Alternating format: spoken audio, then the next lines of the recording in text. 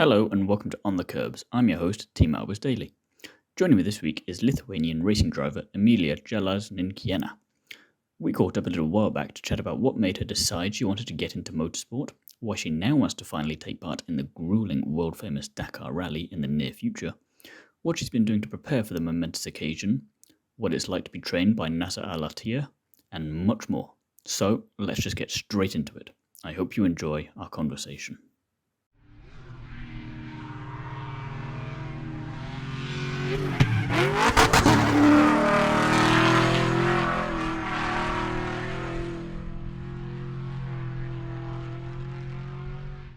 Hi, Emilija. Thank you for being here today. First of all, how are you?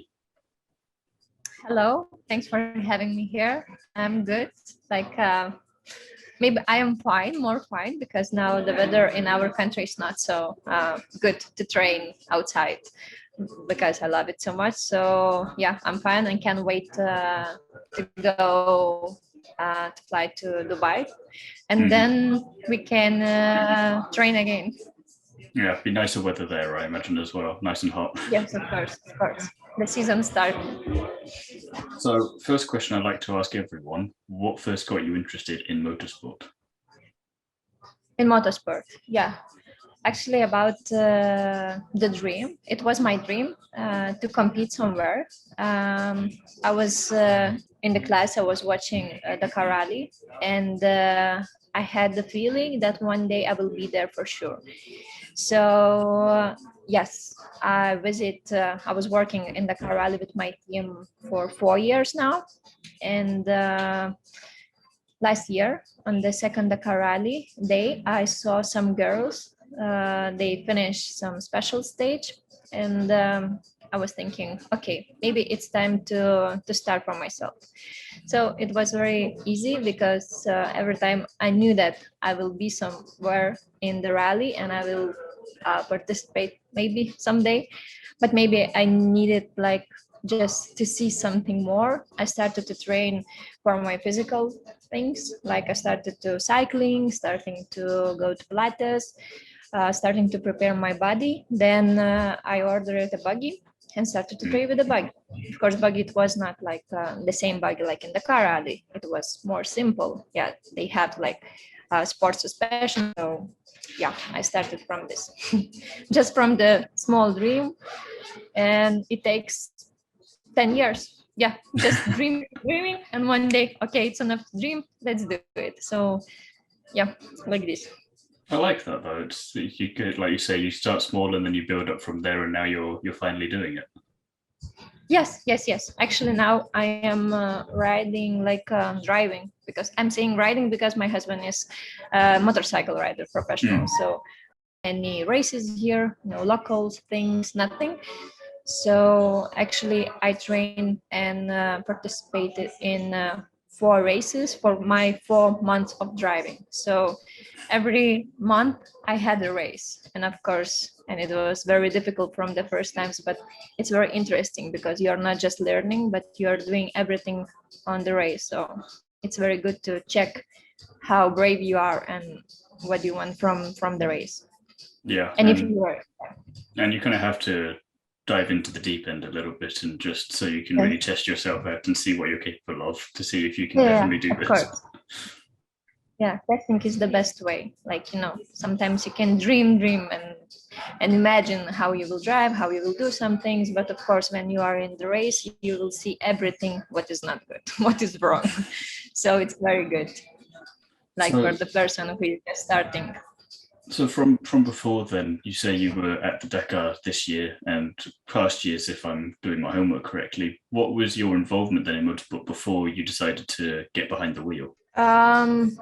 Actually, I was all the time I was going to some rallies, like Andalusia rally, Breslau rally. Like I was every time on some rallies. We are traveling around the world. We are creating some events for the motorcycle riders. We also, me and my husband has like a school for motorcycle riders. We're preparing motorcycle riders from the rallies for the car rally also. And yes, I started from the motorcycle.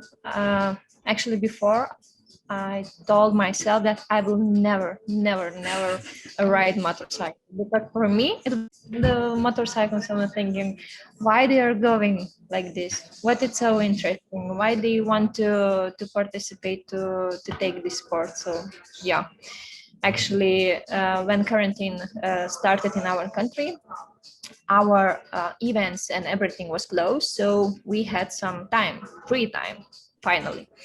So I was sitting at home and I was thinking what I can do, because we don't have where to go, we don't have any plans for maybe 2 or 3 months. So I told myself that I need to know how to ride motorcycle. So everything started from here, I think. Yeah, then I tried, but of course, in my heart, four wheels is my passion. I was going to say, how did it go then the first time you were out on the motorcycle? And how did it feel after being so long thinking, I don't know, maybe four wheels is better?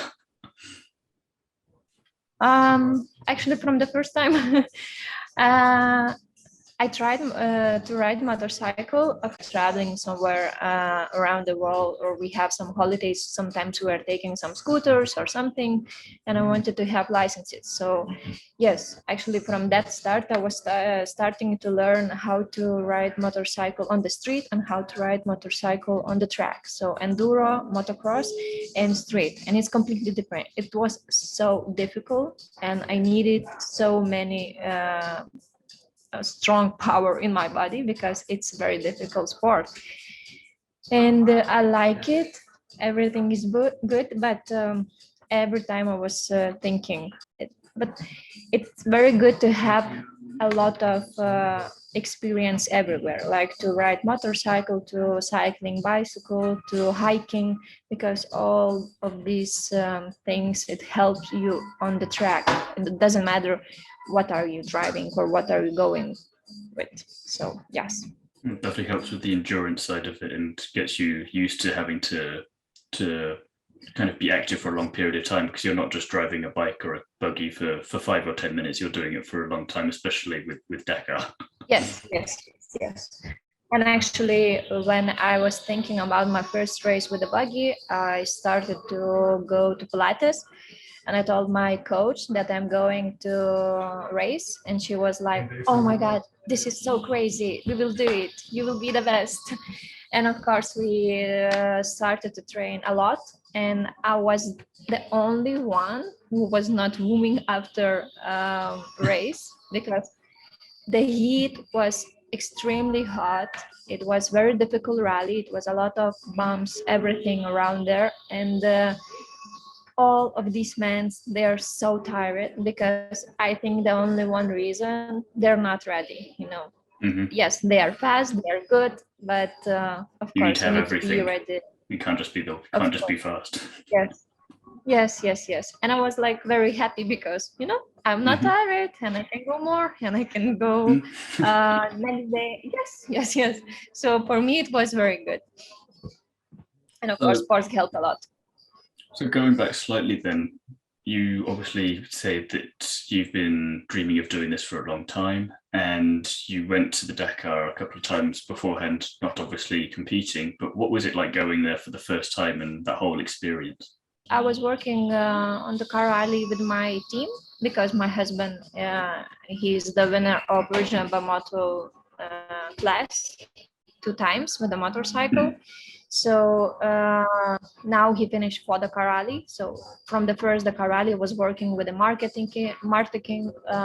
When I'm going to the Karali, I have a lot of work. I need to take pictures. I need to care about social media. I need to talk with our local televisions, our portals, everything what I am doing there.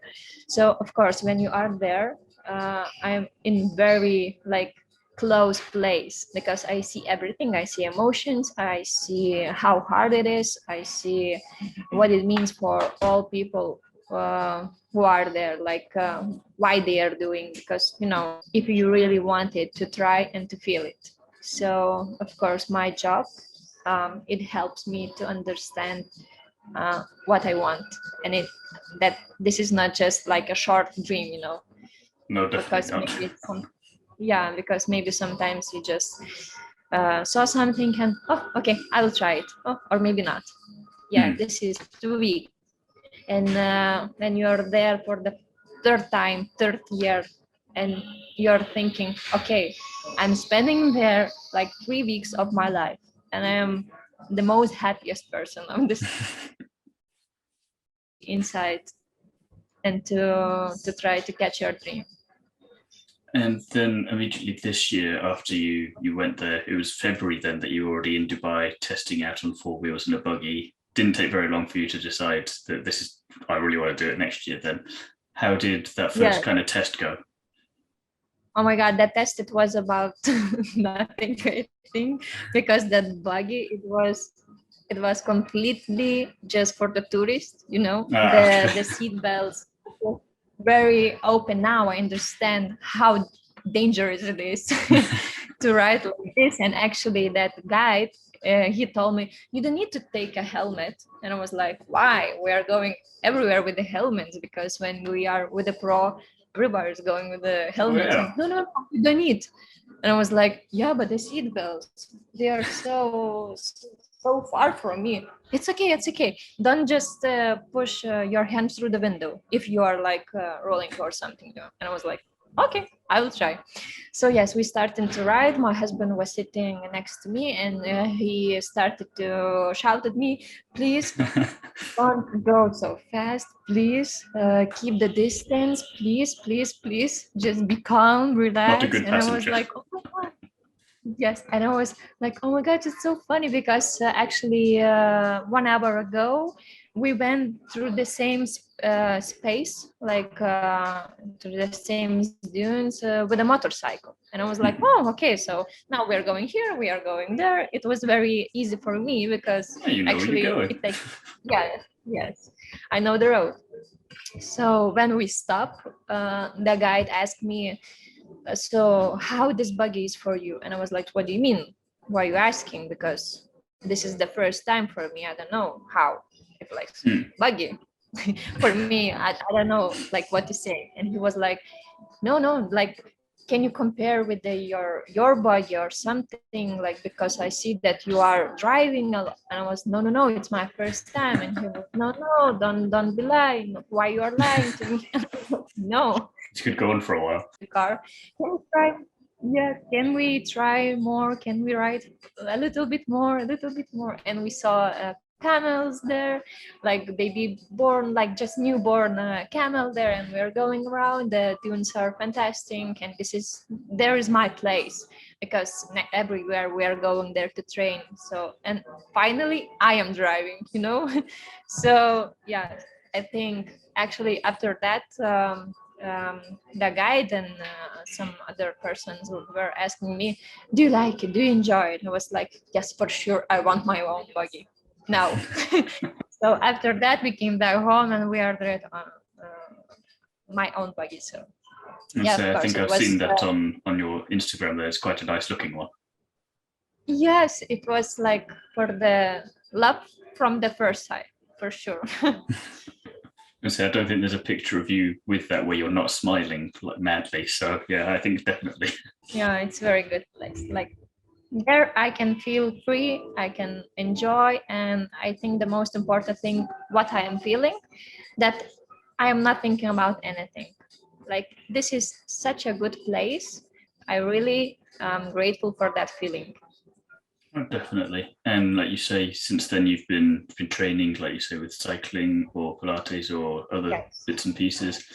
What have you been doing in the buggy to prepare? You say you were in a race earlier on. How many kind of these races have you been doing, and how has all that gone for you? I did 4 races already. So first actually I started from the Breslau rally, and so much professional. So it's the buggy, you can race with him, but like with that buggy, but it's not the best thing. So for the first time when I go to the Breslau rally, and I was waiting a lot for the first start, and actually we had like a prologue. It was 20 kilometers only, and we're sitting inside our buggy and our headphones are not working. And I looked to my husband, why they are not working? And we didn't check it before. So, okay, my first start was like this. And he was showing everything with the hands, but okay, it's just 20 kilos. So How 20 hard can it kilometers. be? Yeah. And he's saying me, I told you to the right. He's starting to shout. Yeah, but I don't see him hand because I'm sitting like way in the front because I'm not very tall. And he's sitting right in the back and he's showing something, but of course I can't see it. So yeah, we finished it. I think that we were in the middle. So for me, it was very good because they had a lot of participants. It's around 50, something like this. So for me to be in the middle for the first time with no headphones, okay, Not bad. I like not it. Bad. Yeah, not bad. So yeah, I was so excited. I was waiting for the first day, and actually that rally takes 1,500 kilometers. So it's not very short rally. It's like 5 days or something. And the first day, we came to the first special stage start, and we started and was like, oh my God, where I am? Like, why I choose this rally? Why here? I'm crazy or what is this? Because you can imagine how many bands, how many holes there are. They are such like a big, and you can just stand inside and you will not see anything. And my bag, I was like, oh my God, how I can ride there, because I don't know what to do. I don't know how to drive. I don't know when to push gas. I don't know when to brake. And maybe in 35 or 40 kilometers, I crashed my axle, the rear one, the front, and we stopped, of course. And then we get out of the car. Of course, my husband, of course, he doesn't know how to fix it. We trying to do everything what we need to do. We are like remembering what our mechanics told me, like if something will happen with this part or with that part. But you know, when you're just for the first time, and I was like, okay, this is my first rally, and I am broke, and I'm standing somewhere in the military polygon, and I'm looking around. Oh, okay. I saw another bug like this. Oh, another bug is on they are rolling. Yeah. And I was like, okay, so this is not only me. Oh, okay. It's kind of nice in that respect. It's not just you. Yes, of course, it helps a lot. So we tried to take our axle back.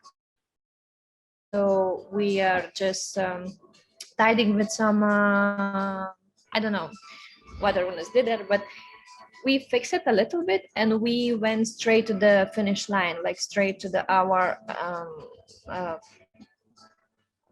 like to our mechanics. So yeah. So after that, we need to cut our axle out. So that means that I need to go only with the back rear.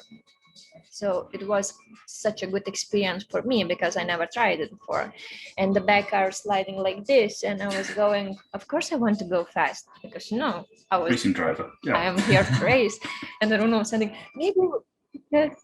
maybe we need to go a little bit slower because you don't know how to ride. And I was to drive, and I was like, okay, we can try. Of course, we had like 3 hours penalty because we didn't finish in that first special state.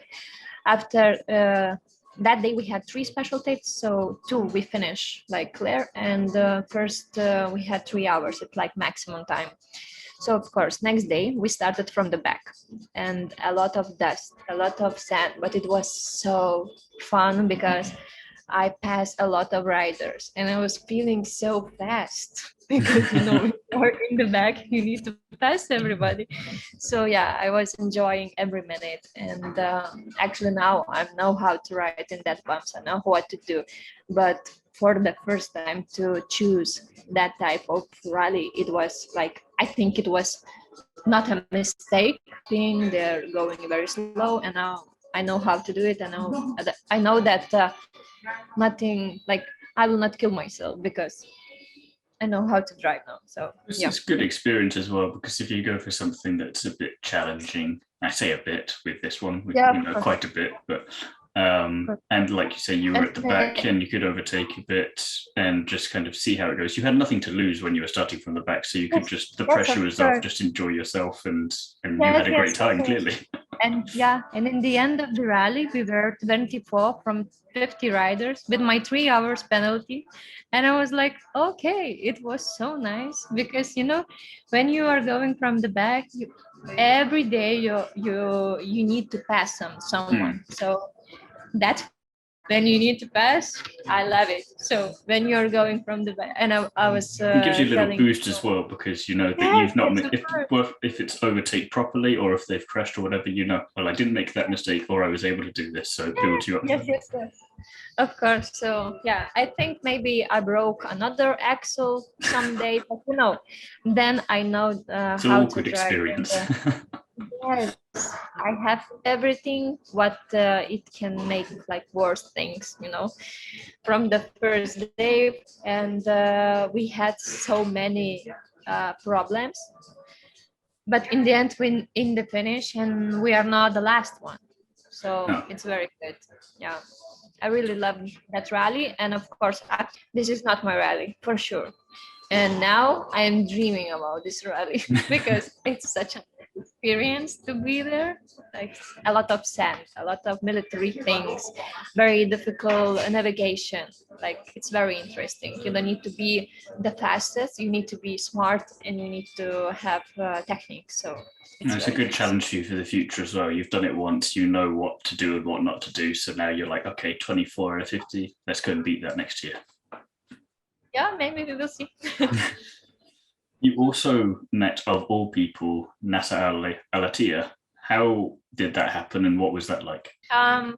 It was very easy. It's what was very normal thing, because when we are in the Dakar rally, everybody is like a big family. The rallies, the rally, it is about that you are competing on the track.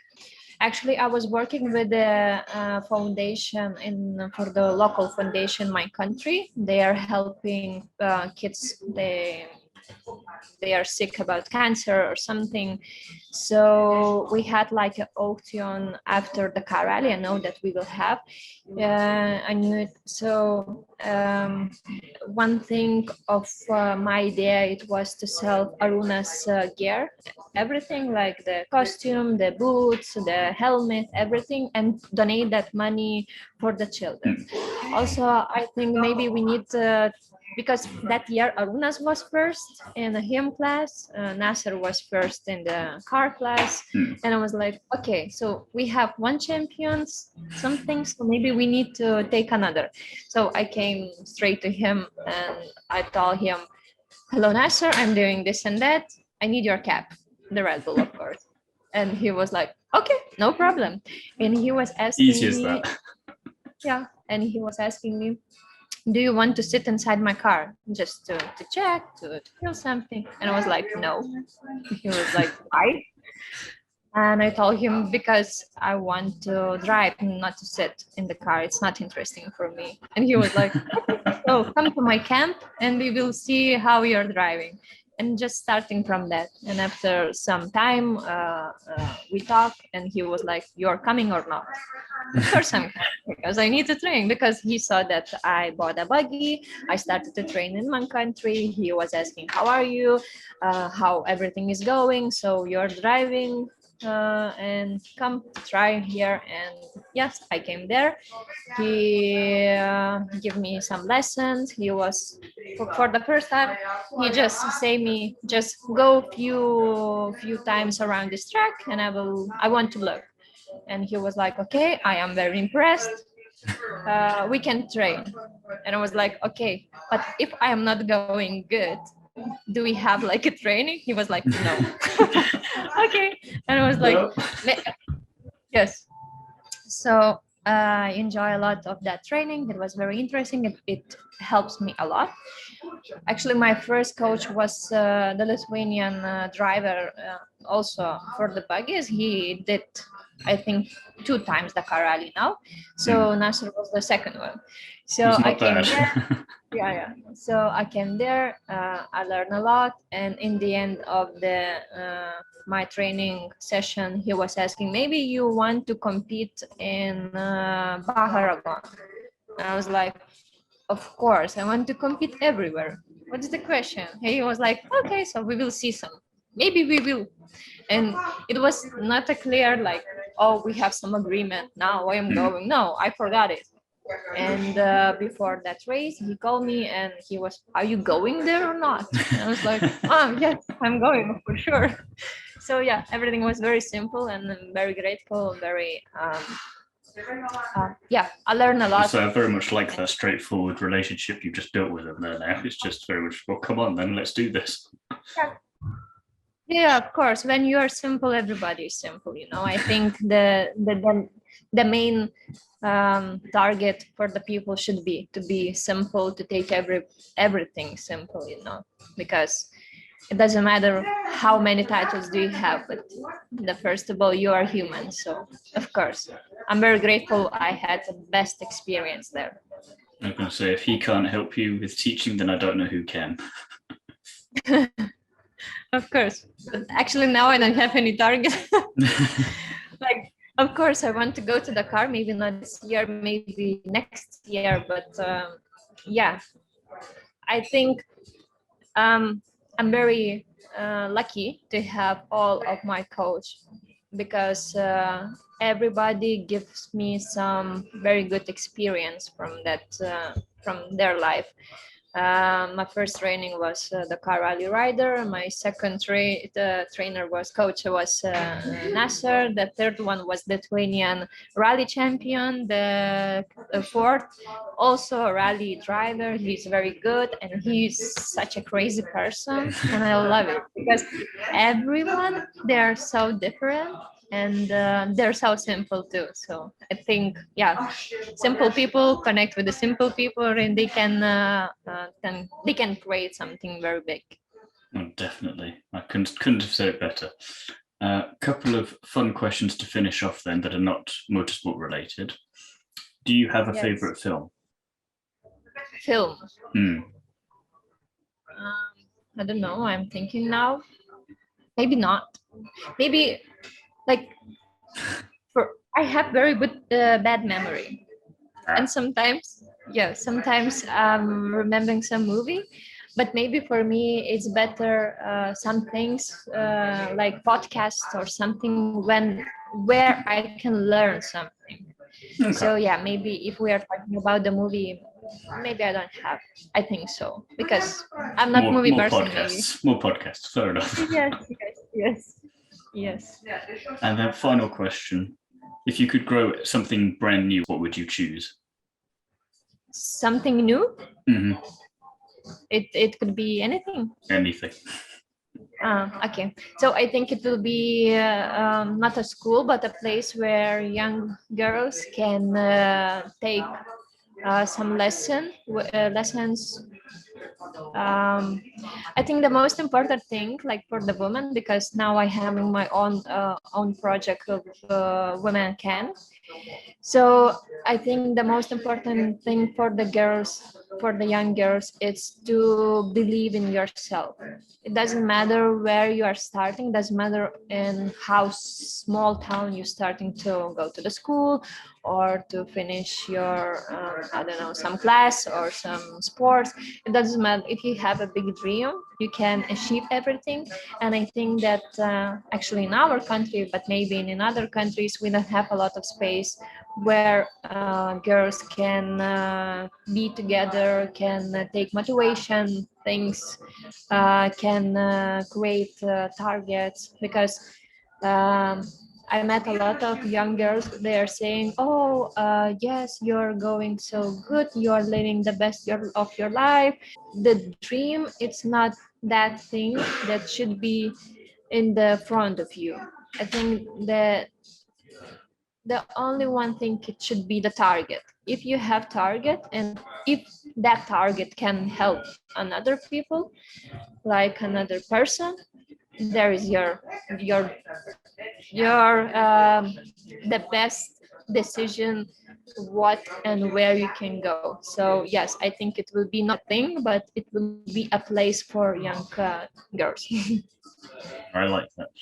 Well, it's been an absolute pleasure chatting with you, and I want to wish you the best of luck with everything that you do moving forward. It looks like you've got everything kind of that you need to succeed at that and to keep learning. So it'd be very exciting to see what you end up doing next.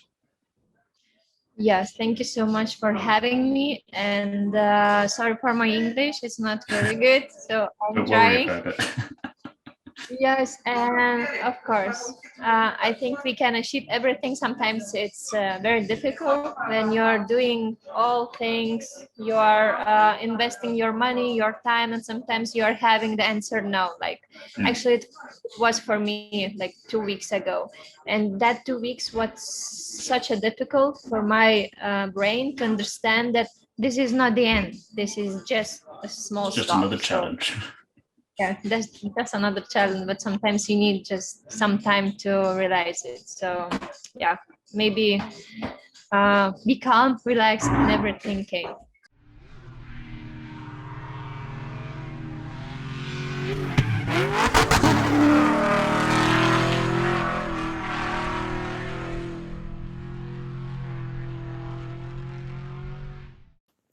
Thanks again to Emilija for coming onto the Kerbs with me, and I want to wish her the best of luck in 2023.